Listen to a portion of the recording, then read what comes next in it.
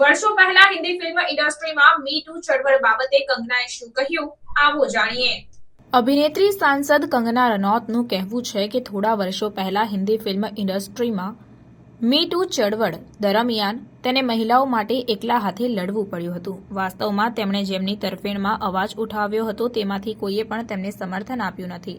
તેના બદલે લોકોએ કહ્યું કે કંગના હંમેશા સમસ્યાઓ ઊભી કરે છે। એક ઇન્ટરવ્યૂમાં કંગનાએ કહ્યું, મેં મહિલાઓની તરફેણમાં આ અંગે અવાજ ઉઠાવ્યો હતો, પરંતુ પછી તેમનું મૌન પૈસાથી ખરીદવામાં આવ્યું હતું। હું એ સ્ત્રીઓને શોધતી રહી, પરંતુ તે ગાયબ થઈ ગઈ। તેમાંથી કેટલાક એ જ લોકો સાથે ફિલ્મો સાઇન કરી હતી જેમણે ખોટું કર્યું હતું। હું આ મહિલાઓથી ખૂબ જ નિરાશ છું। હું એકલી રહી ગઈ અને લોકો માટે સમસ્યા સર્જક બની ગઈ।